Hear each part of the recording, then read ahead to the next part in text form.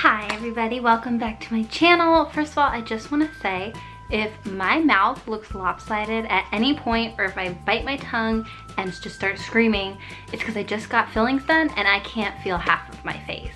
And that's also why my lipstick might be a little lopsided. Give me a break, I can't feel my face. It was so weird putting lipstick on and just not being able to feel it. Weird. Okay, moving along, there's a point to this video. So, as much as I'd like to think so, I am not a perfect writer, and there are some serious problems with my manuscript. If you haven't checked out my last video where I talk about how I wrote my first book, Guardians of the Skulls, please do so. I will link it below and also put one of those things in. Is it here? You can see, I think it's on this side. Give it a listen. It's kind of long, but I really wanted to go in depth, not just about how I wrote it, but the mental process of writing it and how I became someone who struggled to even get a page out to writing a full book. So please go check that out. As wonderful as I know my first book can be, right now it's in its first draft phase, and it's a little, how do I put this? Not good. That's what it is. I mean, it's not bad, it's just not good. So many people have reached out to me telling me that they want to check it out, that they'd love to help edit, and that they want to, you know, help critique, but trust me when I say it is not readable right now. First of all, there's things that just don't make sense, and second of all, I would be way too embarrassed for anyone to lay eyes on my first draft writing. Like, no. Maybe the last few chapters, but no. So I thought, since I've been wanting to document my journey, hopefully to publication, I would talk about what I am doing revising my book, why it's not ready, aka what is horribly wrong with it, and how I'm going to fix it. So just to dive right into it, since my last few videos have been really long, this one's gonna be long too, I just know it. I have done a complete read-through of my first draft. I did that a while ago, but I took some generalized notes of what I felt was wrong with it, and it's taken me a while to process or to really nail down exactly why I felt some of the things that I felt, and that was really important because once I was able to do that, I can develop a plan on how to fix it. And I think this is crucial. If you've just finished your first draft and there's anything that kind of feels wrong, chances are it is. You know, I know that it's hard to read your book objectively, or subjectively, I mean. No, objectively. I know that it's hard to read your book objectively, but something that comes with being a heavy reader is that you can pick up on certain things that just feel off. And I actually just recently read a book that had some of the problems that my manuscript also has, and that was super helpful because I was able to see, okay, yes, it's not just in my head, this is an issue that my book also has, and it kind of just inspired me more, like, okay, now I know I need to fix it. So the number one thing that I noticed in my book right away is how heavily plot-led it is. I completely outlined my manuscript, so I knew exactly what was gonna happen, and when I had devised a plan of, like, you know, leading events and what was going to lead into the next leading event, and the result of that was that my characters kind of just felt as if they were being pulled along for the ride. I really had no major scenes or development that was caused by character choices, and that was a huge problem, because really what that means is any of my characters could be changed out for other characters, anyone could be dumped in this plot and it would end up the same way, and nobody wants to read a story like that. You know, a huge part of books, if not the most important part, in my opinion, is the characters, and watching the characters grow and seeing what choices they make. And if they're not making any choices, well, it's just not a very fun book to read. That is issue number one. So too plot-led, not enough character-led. Number two, and this one's really hard for me to admit as a writer, a lot of my characters felt one-dimensional, especially my sidekick characters. So not my main characters, but some of the characters on the side that maybe didn't have as strong of a role, but still were important to the story. I just feel like that stands out so much when you have these great main characters with this great background, and then you just have this side character that just feels fake, and everything they say is fake. So I definitely want to fix that. Number three, this kind of goes with number one, where it was very plot-led, but every action, it was just action after action after action, and each chapter felt so structured, which, I mean, that can be a good thing, but I just felt it was almost too structured and it was too obvious that I had clearly outlined what I wanted to happen and when. It didn't feel as organic as I would have liked it to. One of the best things that I love about books is how you're able to escape into this world. You know, you can cozy up on your couch with a blanket and just read for hours and hours and hours, and I love getting lost in the story. I feel like one of the things that helps do that is having a lot of cozy downtime with your characters, with this world you've created. The best example I can think of for this is Harry Potter, when she writes about, you know, the common room, when she writes about Harry, Ron, and Hermione just doing fun things like lazing around beside the lake. Like, not necessarily every chapter of hers or every part in her chapters is action-packed. Like, she has a lot of down cozy time, as I call it, and I think that's what really helps you escape into a book. And mine just had none of that because I was just so focused on telling the story, and I didn't take time to really immerse myself in my book. Or at least, I mean, I have done that like with planning, but I definitely didn't write any scenes like that. And what that can do, I think, is really exhaust the reader. You know, if you just have strong action after strong action, they're not going to want to keep reading it. Like, I mean, yeah, it's interesting, but it's almost exhausting to read. Like, even the Hunger Games, when Katniss is plunged into this, you know, arena of death, she still writes about, you know, her cozying up on a branch, securing herself to fall asleep. Like, she has those details that kind of give you a break. Okay, so issue number 4, and this is something I knew about my writing from the very beginning and I knew I was gonna have a big problem with. I'm not very good at writing descriptions. I think dialogue is way more fun. And even when I'm reading books, I find I often am skimming over descriptions anyway. That's just like my personal preference, and so, you know, when I was writing my first draft, I've always heard, and I totally believe it, that you should be writing your first draft for yourself, and that revising comes with then opening the door up to other people. So this was a problem I knew I was having as I was writing it, and I knew I was going to go back into fix, so I'm not really worried about this one, but I'm not looking forward to it, is that I'm going to have to start adding a lot more descriptions. Oh my god, my neighbor keeps coming out to the hallway because he hears me talking and he's eavesdropping. It's making me so mad.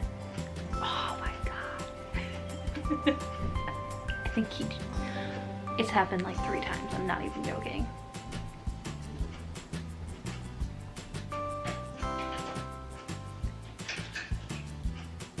Okay, he just went back in. I'll be back. Okay, this next one is a major pet peeve of mine, and I'm so embarrassed that I did it, but once again, it was first draft, so in my mind I was thinking, just power through, you know it's garbage, but just do it. Just get it over with. And that's corny villains. So I'll just preface this. My villain, the main protagonist, is, in my opinion, very well developed. I think he is a really strong character. I think he's actually probably one of my strongest characters.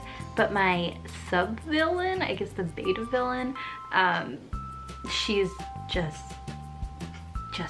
reading it back through, I literally could see her, you know, putting her hands together and going, wah, like it was not, she needs a lot of development work.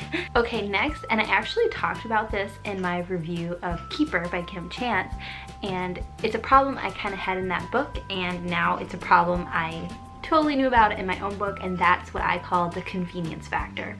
There's a lot of events that happen in my manuscript that I just didn't develop that well, in my opinion, in the outline, and so they kind of fall into place in a, oh, isn't that convenient way, you know, like whether it be a phone call or running into somebody, you know what I mean? Like, so my book has an issue, like there's a missing skull that's been missing for like a couple hundred years, and now it just seems all of a sudden all of the guardians are kind of finding each other to help find it, which, I mean, obviously that needed to happen, but the question is like, why now? And that's something that I started to address in my first draft, but I really didn't address it fully, and that is something I need to fix. And last but not least, because of course it's an issue, is grammar, just basic editing things, but that's an easy enough fix, but obviously it's a problem in my first draft. Okay, so now that we've talked about everything wrong with my book, ripped it to shreds, let's talk about how I plan to fix it. So the first thing I mentioned was having my book be too strongly plot-led. This, I think, was a byproduct of outlining it in too great of detail. Really what I know needs to happen is having my characters make more of the choices, and I think the only way to really do that is, you know, A, to spend more time with my characters, but B, I thought what I could do is do a lot of practice prompts and just place them into situations to kind of get to know them better, but also to see how their choices can still push the story forward even if it's in a way I don't expect. This might be a hot mess because it could lead my story in more directions and more ways than I ever imagined, but I think that's really what needs to happen.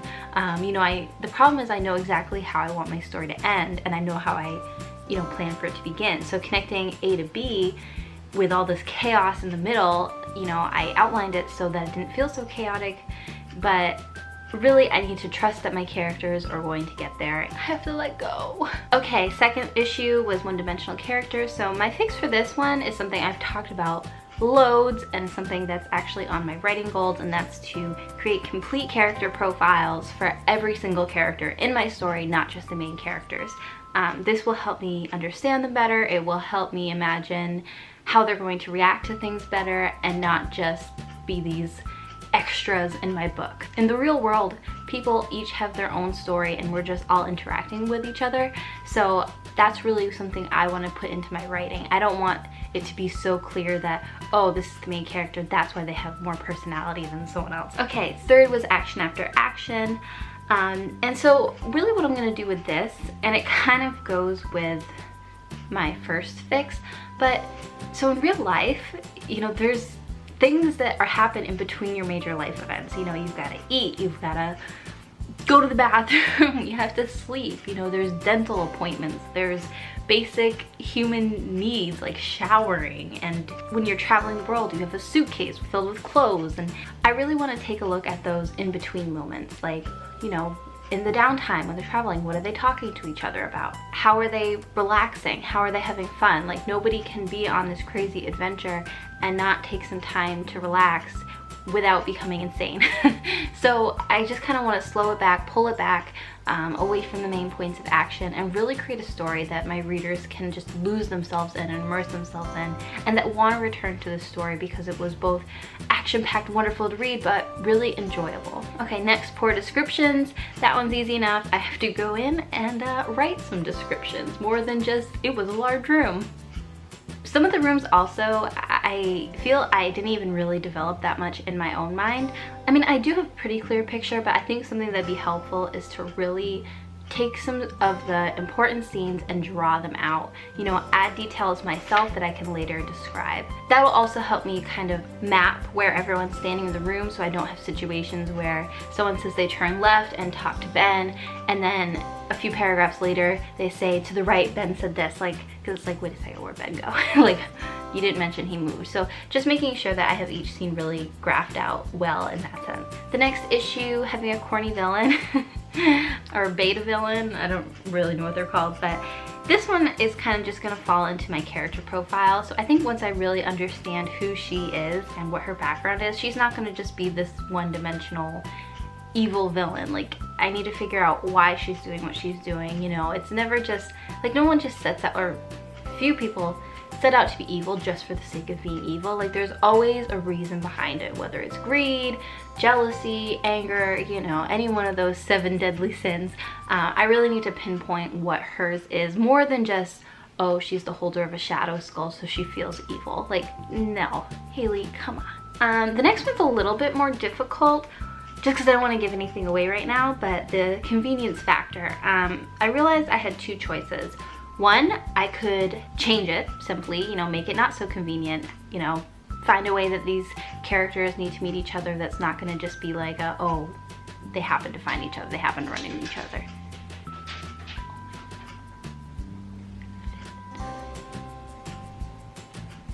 Or, and this is kind of what I am going to do, I don't want to give anything away, but kind of explain the reason for the convenience.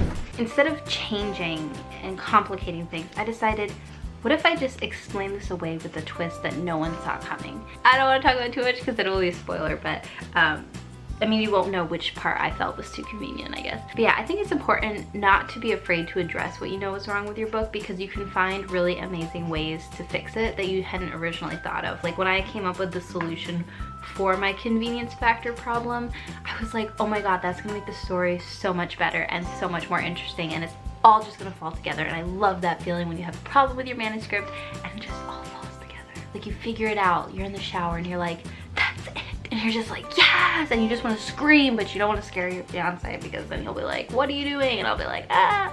Okay, and lastly, grammar.